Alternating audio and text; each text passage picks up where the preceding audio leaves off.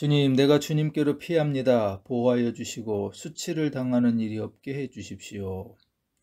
나의 하나님, 나를 악한 사람에게서 건져 주소서. 나를 잔인한 폭력배의 손에서 건져 주십시오. 주님 밖에는 나에게 희망이 없습니다. 주님, 어려서부터 나는 주님만을 믿어왔습니다. 나는 태어날 때부터 주님을 의지하였습니다. 어머니 뱃속에서 나올 때에 나를 받아주신 분도 바로 주님이셨기에 내가 늘 주님을 찬양합니다.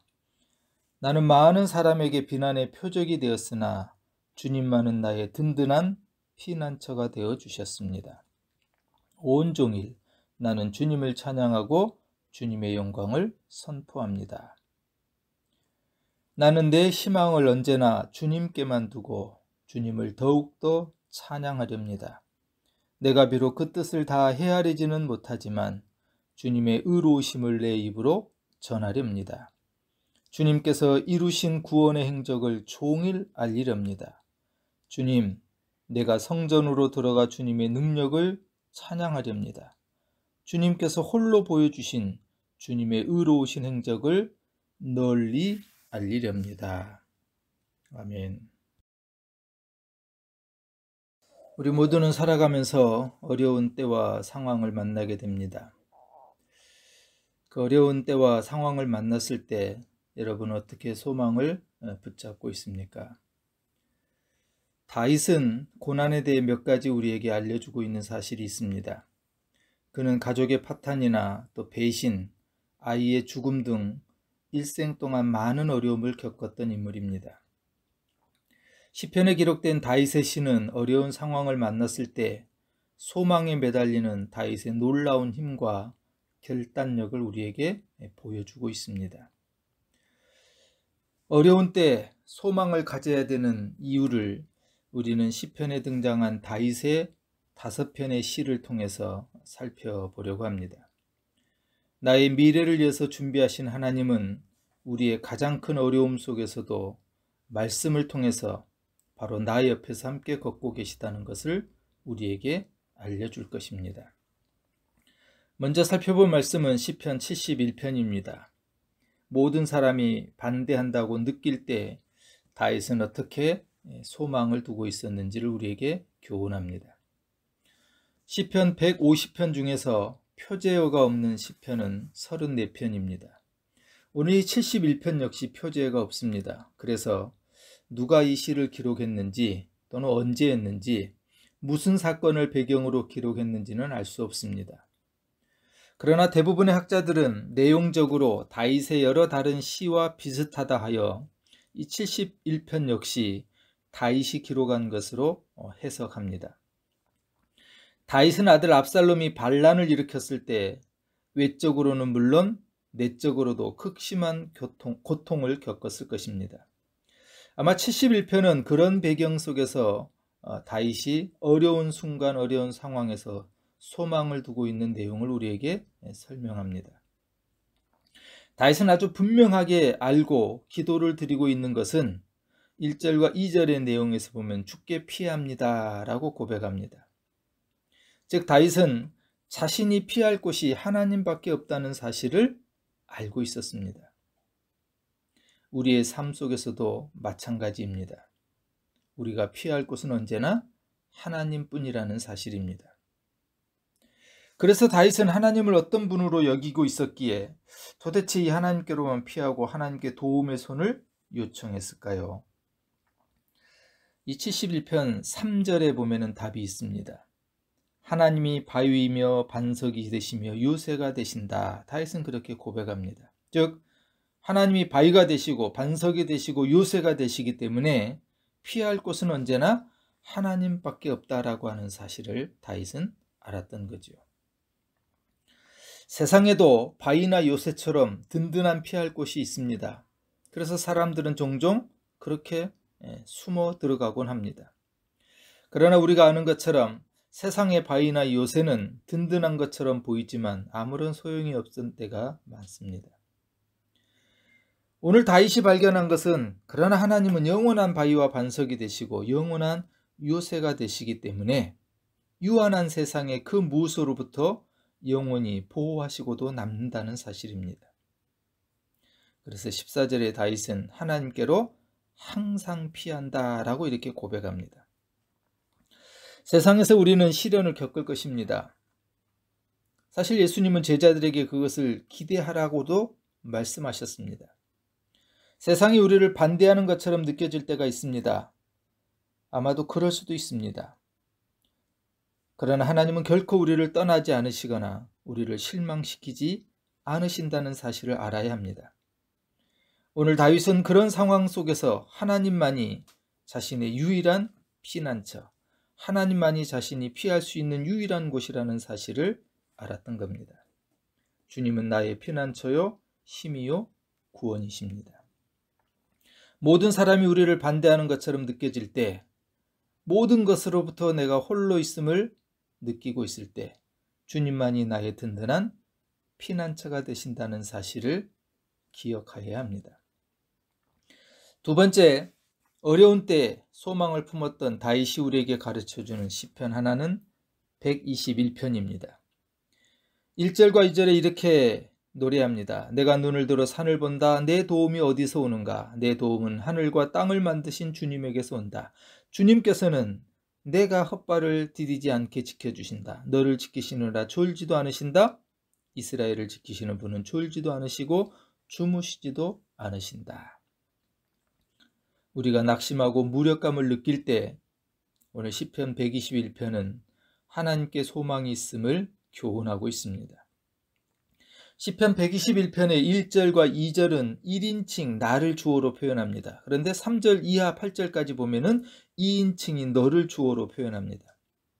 그래서 이 시편이 순례길에 오르는 부모와 자녀가 대화 형식으로 부르는 노래라고 그렇게 말하기도 합니다. 나의 도움은 천지를 지으신 여호와에게서 얻을 수 있다라고 강력하게 말씀합니다. 1절 내가 눈을 들어 산을 본다. 내 도움이 어디서 오는가? 내 도움은 하늘과 땅을 만드신 주님에게서 온다. 이 말씀에 보면은 히브리어 성경 순서대로 번역하면 이렇습니다. 내가 눈을 듭니다. 산을 향하여 어디서 올까요? 나의 도움이. 그런데 2절의 내용을 히브리어 성경 순서대로 번역하면 이렇게 되어 있습니다. 나의 도움이 여호와에게서 옵니다. 천지를 지으신 분. 1절의 마지막의 말은 나의 도움이고 2절에 시작하는 말도 나의 도움으로 시작합니다. 즉 1절과 2절은 도움을 강조합니다. 그런데 이 도움이라고 하는 히브리어 단어는 구호 또는 구조 또 원조라고 하는 그런 단어의 의미를 지니고 있습니다. 특히 전쟁 중에 위기에 처한 아군에게 군사와 물자 등을 지원하여 보낼 때 사용하는 말이 바로 이 도움이라고 하는 히브리어 단어의 어원이라고 합니다. 즉 시편 121편의 시인은 자신이 영적인 전투를 치르고 있는데 그 싸움을 싸워나갈 수 있는 힘 또 도움이 하나님께로부터 온다고 하는 사실을 노래하고 있는 겁니다. 그 이유는 하나님이 나를 포함한 천지를 지으신 여호와이시기 때문에 그 상황에서도 나를 도울 수 있고 그 어떤 어려움도 이겨낼 수 있도록 역사하시는 분이라고 하는 사실을 노래하고 있는 겁니다. 그래서 3절부터 8절에 보면은 세 가지의 단어로 반복해서 선언합니다. 여호와께서 나를 실족하지 아니하게 하시며 너를 지키시는 이가 졸지 아니하시리로다. 이스라엘을 지키시는 이는 졸지도 아니하시고 주무시지도 아니하시리로다. 즉 하나님은 실족하게도 아니하게 하시고 졸지도 않으실 뿐만 아니라 주무시지도 아니하실 정도로 우리를 보호하시는 확신의 노래로 반복해서 선언하고 있던 겁니다. 때로 우리가 살아가면서 낙심되고 무력감을 느낄 때 주님은 나를 지켜주시는 분은 나의 오른쪽에서 보호하는 그늘이 되어주시고 지켜주시되 영원까지 지켜주시는 분이라는 사실을 기억해야 합니다. 세 번째 다윗의 시가 어려운 때 소망을 주고 있는 노래는 시편 13편입니다. 때로 우리가 하나님이 우리를 잊으신 것 같이 느껴질 때 시편 13편은 우리에게 큰 위로를 줍니다. 5절과 6절에 이렇게 노래합니다. 내가 흔들릴 때에 나의 대적들이 기뻐할까 두렵습니다. 그러나 나는 주님의 한결같은 사랑을 의지합니다. 주님께서 구원하여 주실 그때에 나의 마음은 기쁨에 넘칠 것입니다. 주님께서 나를 너그럽게 대하여 주셔서 내가 주님께 찬송을 드리겠습니다. 이 시편 13편에 보면은 4가지의 호소가 먼저 나옵니다.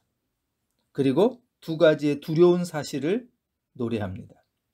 아마도 사울 왕에게 쫓겨다닐 때 다윗이 지었던 시로 추측할 수가 있습니다.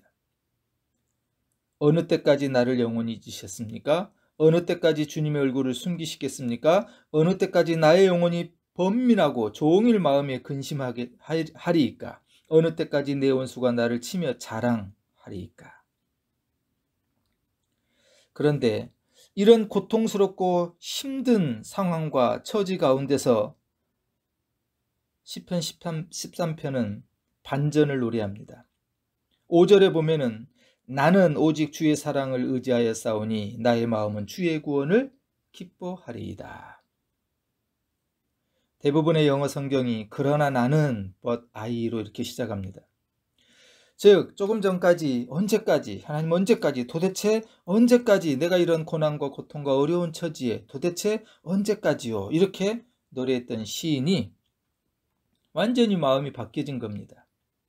그러나 나는, 다윗은 아무것도 해결되지 않았지만 도대체 언제까지 이것이 이어질지 괴롭지만 상황은 여전히 힘들지만 그러나 나는 오직 주님의 사랑을 의지하겠다라고 이렇게 노래합니다. 그래서 다윗의 탄식과 다윗의 눌림과 다윗의 어두움과 괴로움은 찬송으로 바뀌어 갑니다. 때때로 우리가 소원하고 기도하는 것에 대해서 하나님 왜 이렇게 오래 걸리시는지 궁금해하기도 합니다. 때로는 오해하기도 하죠. 하나님 나를 잊어버리신 건 아닌가? 무시하고 있지는 않은가? 또는 아무것도 해결되지 않는 것 때문에 하나님이 내게 지금 벌을 주고 계시지는 않은가? 착각하기도 합니다. 그래서 하나님이 나를 돌보지 않은 것으로 잘못 이해하기도 합니다. 그러나 분명한 사실은 나를 향한 하나님의 사랑이 결코 멈추지 않는다는 사실이죠. 오늘 다윗은 그 사실을 알았습니다. 하나님의 사랑은 결코 멈추지 않는다. 언제까지, 도대체 언제까지 그렇게 탄식했지만 그러나 나는 주님의 사랑을 의지하겠습니다. 라고 하는 사실을 통해서 비록 지금 하나님으로부터 잊어진 것처럼 느껴지고 있지만 주님의 사랑은 한결같다고 하는 사실을 기억해내고 있습니다. 네 번째 다윗의 또 한편의 시는 시편 63편입니다.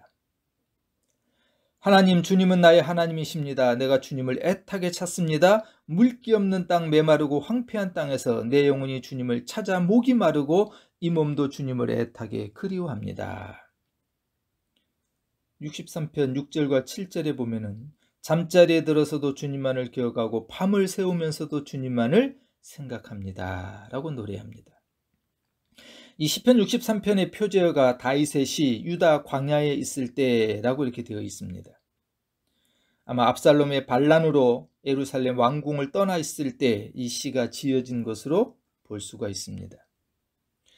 다윗은 다른 사람도 아닌 아들에게 쫓김을 당하여 광야에 머무를 수밖에 없었을 때 마음이 아주 참담할 때 이 시를 지은 겁니다. 개역개정은 1절을 이렇게 번역합니다. 하나님이여, 주는 나의 하나님이시라. 내가 간절히 주를 찾되 물이 없어 마르고 황폐한 땅에서 내 영혼이 주를 갈망하며 내 육체가 주를 앙무하나이다.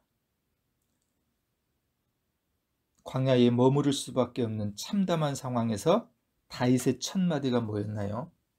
하나님이여 라는 말로 시작합니다. 바로 이런 상황에서 참담하고 광야에 머무를 수밖에 없는 어처구니없는 상황 속에서 하나님의 이름을 부르는 것 외에 다른 적절한 말이 없었다는 거죠. 그리고 다윗은 고백합니다. 주는 나의 하나님이십니다.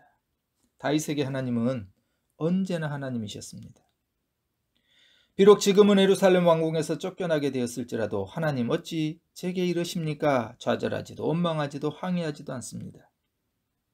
마른 풀 외에 다른 것들은 보이지 않는 광야였지만 풀과 흡사한 자기 자신의 모습이지만 빈들의 마른 풀같이 시들은 나의 영혼처럼 그렇게 지금 자신이 보여지고 있지만 그러나 그 빈들에 있는 풀에게 물이 필요하듯이 다윗은 하나님의 은혜가 필요함을 호소했던 겁니다. 특히 다윗은 하나님을 찾되 1절에 보면은 간절히 찾는다 그랬어요. 새 번역은 애타게 찾는다 이렇게 번역합니다. 근데 이 간절히 애타게라고 하는 이 히브리어의 단어가 새벽에서 유래한 말이라고 합니다. 즉 다윗이 하나님을 찾되 아침 일찍부터 하나님을 열심히 찾았다는 의미이죠. 광야에 살아가는 사람들은 아침에 게으름을 피울 수가 없습니다. 물이 있는 곳이라면 어디든지 가서 물을 받아야만 하루를 살 수 있기 때문입니다. 6절과 7절에는 이렇게 노래합니다. 내가 나의 침상에서 주를 기억하며 새벽에 주의 말씀을 작은 소리로 읊조릴 때에 하오리니 주는 나의 도움이 되셨습니다. 내가 주의 날개의 그늘에서 즐겁게 부르리이다. 침상에서 주를 기억한다 라고 하는 것은요, 하나님께서 잠을 잘 자도록 인도해 주실 것을 믿는다는 의미입니다. 만약 다윗이 침상에서 하나님이 아니라 자기에게 칼을 거누고 반란을 일으킨 압살롬을 생각하면 잠을 이룰 수 없었을 것입니다. 그런데 다윗은 뭐라고 노래합니까? 잠자리에 들어서도 주님만을 기억하고 밤을 새우면서도 주님만을 생각합니다. 다윗처럼 우리는 때때로 감정적으로 상할 때가 있습니다. 영적으로 건조해지는 상황이 있을 수가 있습니다. 사막과 같은 그런 상황에 놓일 수도 있습니다. 이때 하나님께서는 우리에게 주님께 가까이 나가고 주님의 음성을 더 분명하게 들을 것을 요청하십니다. 바로 다윗은 그 사실을 알았던 거죠. 오늘 다윗의 노래는 광야를 지나는 방법을 우리에게 알려줍니다. 때로 우리가 메마른 광야와 같은 빈들의 마른 풀 같은 그런 영적인 광야를 지날 때에 오직 주님의 손만 붙잡아야 된다는 것, 주님의 손만 붙잡을 때 공허하고 메마른 황량한 광야를 지날 수 있다는 사실을 우리에게 교훈합니다. 마지막 5번째, 어려운 때 소망을 붙잡았던 다윗의 대표적인 시가 시편 30편입니다. 1절과 5절에 보면 주님께서 나를 수렁에서 건져주시고 또 고쳐주셨습니다. 나를 회복시켜 주셨습니다. 이렇게 노래합니다. 그리고 5절에 가면 주님의 진노는 잠깐이요 그의 은총은 영원하니 밤새도록 눈물을 흘려도 새벽이 오면 기쁨이 넘친다. 이렇게 노래합니다. 시편 30편의 표제어가 다윗의 시 성전 낙성가라고 되어 있습니다. 성전이 완공되어 봉헌함을 부는 그런 찬송으로 추정할 수 있습니다. 우리가 잘 아는 것처럼 다윗은 자신의 때에 성전을 짓고자 했지요. 근데 하나님께서 다윗에게 허락하지 않고 아들 솔로몬에게 성전을 건축하게 하십니다. 그렇다면 이 시는 다윗이 장차 솔로몬이 성전을 지을 때 그 성전을 짓고 난 이후에 준비해가는 과정에서 언젠가 완공된 성전을 기대하면서 쓴 그런 시라고 추측해 볼 수 있습니다. 여기서 다윗은 하나님을 찬송하는 3가지 이유를 먼저 1절, 2절, 3절에서 설명하는데요. 1절에서는 하나님, 다윗을 끌어내어 원수들이 다윗의 처지를 보며 기뻐하는 것 허락하지 않으신다는 것을 설명합니다. 즉 하나님께서 끌어내 주신 것, 그것이 찬송할 이유라는 거죠. 2번째는 다윗의 부르짖음을 들으시고 고쳐주셨다고 그랬어요. 그래서 그 하나님을 찬양한다고 말합니다. 3번째는 다윗의 영혼을 스월에서 살리셨다라고 하는 그 살려주신 하나님을 찬양합니다. 끌어낸다, 고쳐주셨다, 살리셨다 모두 과거형으로 되어 있습니다. 다윗은 과거에 경험한 하나님의 은혜를 지금 기억하고 있는 겁니다. 하나님이 과거에 베풀어 주신 은혜를 기억하면서 바로 그것을 찬양하고 있는 겁니다. 5절에 그의 노염은 잠깐이요 그의 은총은 평생이로다. 저녁에는 울음이 깃들지라도 아침에는 기쁨이 오르로다. 되돌아보면은 고통스럽고 수렁에 빠지고 그것이 육체적이든 영적이든 병에 시달리고 또 죽음을 맞이한 것 같은 엄청난 고통 가운데 놓여 있을 때 그 고난과 아픔이 눈물이 지나고 나니 잠깐이었다는 거예요. 오히려 지속되는 것은 하나님의 은총이라고 얘기합니다. 그의 노염은 잠깐이요 그의 은총은 평생이로다. 우리 인생도 때로 오르막과 내리막을 오고 가고 합니다. 때로 삶의 골짜기에서 방황하고 고통스러워하기도 하고, 때론 삶의 산 꼭대기에 다다라 그 골짜기의 아픔을 기억하며 신실하신 하나님을 찬양하기도 합니다. 오늘 다윗은 우리가 어려운 때, 또 고통의 순간에 어떻게 소망을 붙잡고 살아가야 하는지를 시편 5편을 통해서 보여주고 있습니다. 건져주시고 영원히 흔들리지 않게 해주시는 하나님, 바로 그 하나님이 다윗의 소망이었습니다.